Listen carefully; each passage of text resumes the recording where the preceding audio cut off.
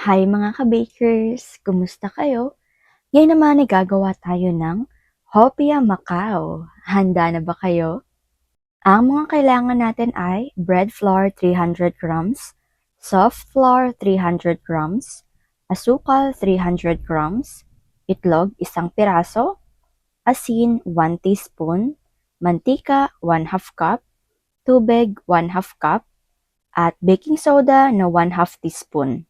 Ilagay na natin ang itlog, tubig, mantika, asukal, asin, at baking soda. Pagkatapos ay atin na itong haluin ng haluin hanggang sa magsama-sama na ang mga sangkap na ating inilagay dito at higit sa lahat ay matunaw na ang asin at ang asukal.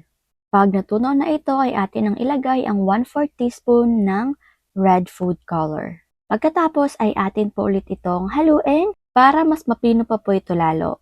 Pag okay na ay atin na pong ilagay ang pinagsamang bread flour at soft flour. At syempre atin na po itong haluin ng dahan-dahan. At ito na nga po ang kanyang itsura. At atin lang po itong lagyan ng dusting flour.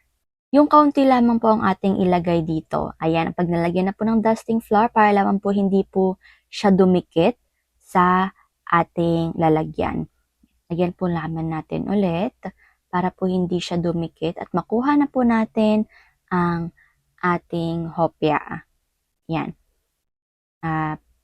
Kapag ganito na po siya kalapot at kayang-kaya na po natin itong kuhain, ay atin na po itong kuhain ng dahan-dahan. Ilagay po natin ito sa ating lamesa na mayroon na pong dusting flour agad at atin na po itong pahabain.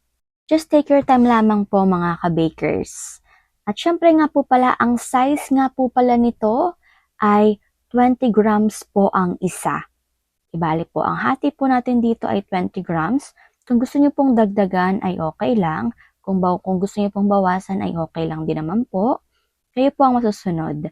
Pero mag-follow lang po muna tayo sa ating 20 grams para sa ating video. At eto na nga po silang lahat. Eto na nga po ang ating nagawa. Ngayon naman po ay kukuha po tayo ng ating munggo.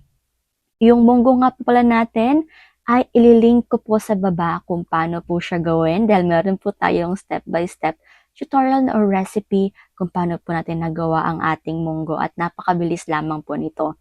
Atin na nga po itong hinati. Ang munggo nga po pala natin dito ay 15 grams. Pagkakuha ay atin na po siyang ilagay sa loob. Yan. Again po, kukuha po tayo at kukuha po tayo ng ating pabalat at atin po siyang ipapasok. Yan.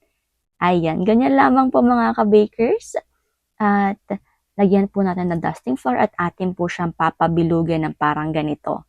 Kukuha po tayo ng pabalat. Pagkatapos ay i-zip natin or ilalak natin at ipapabilog. At eto na nga po talaga mga ka-bakers ang lahat ng ating nagawa. Madami po talaga tayong nagawa dito mga ka-bakers. Tignan nyo naman po, napaka-cutesy niya. Ngayon naman po ay atin na po itong ilalagay sa ating molde. Ito nga po pala ang molde na gagamitin natin. Kung meron po kayong ganito ay okay na okay po ito. Kung meron po kayong ibang molde ay okay lamang po. Kung wala naman po, maaari po kayong bumili sa bakery supplies or sa ating online shopping. Ayan. Atin lang po siyang ilalagay at ipipisil lang po natin ng kaunti. Pagkatapos pong pisilin ay atin na pong itataktak. At tsaran! Eto na nga po siya mga ka-bakers. Napaka-cutesy. Eto na nga po ang ating mga nagawa. Ayan, eto na po silang lahat. Nilagyan na po natin ito ng egg wash. At lagyan lamang po natin ito ng dahan-dahan. Just take your time lamang po mga ka-bakers. Eto na nga po silang lahat mga ka-bakers. Napaka-cutesy naman po talaga. At sobrang dami. Ready na nga po ito para sa ating oven. Ang oven temperature sa taas ay 240. Sa baba ay 240 din. At ang baking time ay 15 minutes lamang.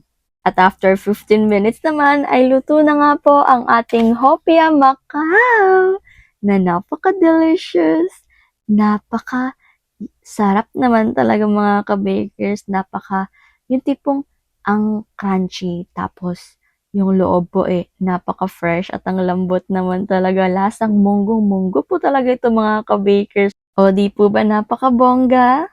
Ito na nga po mga ka-bakers at atin na po itong hahatiin. O, di po ba nakita niyo po ba kung gaano siya ka-crunchy sa labas at napakalambot sa loob? Abay, perfect! Basta po mga ka-bakers ha, gawin niyo na rin po ito. Huwag po kayo mag-alala dahil napakabenta at napakasarap po talaga nito. Bagay na bagay din po sa mga kakilala nating vegetarian. Abay, munggo hopya, napaka-winner na po talaga.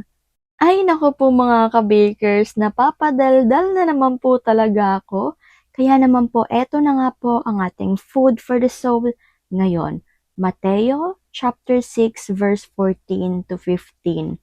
Sapagkat kung pinapatawad ninyo ang mga nagkakasala sa inyo, patatawarin din kayo ng inyong Ama na nasa langit.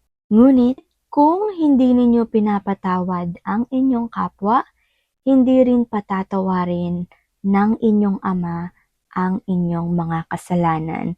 Amen, amen, amen! Hanggang dito na lang po muna ako mga ka-bakers. Paalam muna. Take care at higit sa lahat ay God bless.